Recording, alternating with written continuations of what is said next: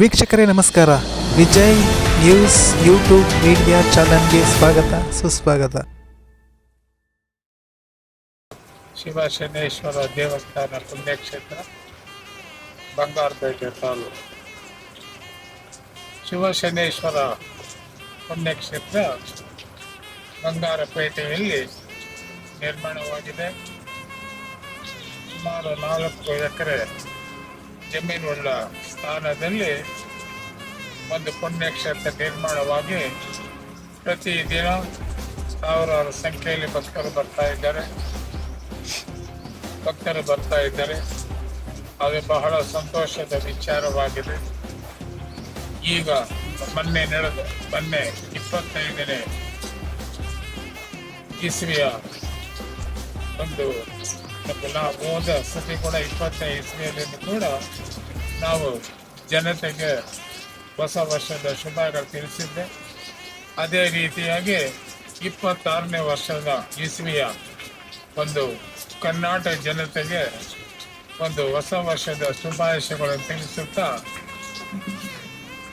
ಮತ್ತೆ ನಮ್ಮ ಕ್ಷೇತ್ರಕ್ಕೆ ಬಂದು ಆ ಪರಮಾತ್ಮನ ದರ್ಶನ ಪಡಿಬೇಕೆಂದು ನಾನು ನಿಮ್ಮಲ್ಲಿ ಮನವಿ ಮಾಡಿಕೊಳ್ತೇನೆ. ನಮಸ್ಕಾರ. ಬುಲೆಟ್ ನಾಗರಾಜು.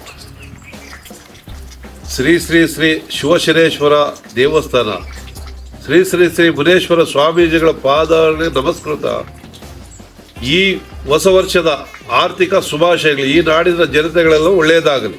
ನಮಸ್ಕಾರ. ವೇಣುಗೋಪಾಲ್ಪುರ ಶ್ರೀ ಶ್ರೀ ಶಿವಶನೇಶ್ವರ ಸ್ವಾಮಿಯ ದೇವಸ್ಥಾನ ಹಾಗೂ ಶ್ರೀ ಮುನೇಶ್ವರ ಸ್ವಾಮಿ ಪಾದಗಳಿಗೆ ವಂದಿಸುತ್ತಾ ಜನವರಿ 1ನೇ ತಾರೀಕು 2026 ಹೊಸ ವರ್ಷದ ಆರ್ಥಿಕ ಶುಭಾಶಯಗಳು. ಸಮಸ್ತ ಭಕ್ತಾದಿಗಳನ್ನು ಈ ಕಾರ್ಯಕ್ರಮಕ್ಕೆ ಬಂದು ಸ್ವಾಮಿಯ ಕೃಪೆಗೆ ಪಾತ್ರರಾಗಬೇಕೆಂದು ತಮ್ಮೆಲ್ಲರಲ್ಲಿ ಮನವಿ. ನಮಸ್ಕಾರ. ಎನ್ ಚಂದ್ರಣ್ಣ, ಪಾಕರಹಳ್ಳಿ. ಶ್ರೀ ಶ್ರೀ ಶ್ರೀ ಶಿವಶನೇಶ್ವರ ಸ್ವಾಮಿಗೆ ನಮಸ್ಕರಿಸುತ್ತಾ, ಮುನೇಶ್ವರ ಸ್ವಾಮೀಜಿಯವರ ಪಾದಕ್ಕೆ ನಮಸ್ಕರಿಸುತ್ತಾ ಈ ನಾಡಿನ ಸಮಸ್ಯೆಗೆ ಹೊಸ ವರ್ಷದ ಶುಭಾಶಯಗಳು ಎಂದು ನಮಸ್ಕರಿಸುತ್ತೇನೆ. ವಿಸೇಗೌಡ ಅಂತ ನನ್ನ ಹೆಸರು.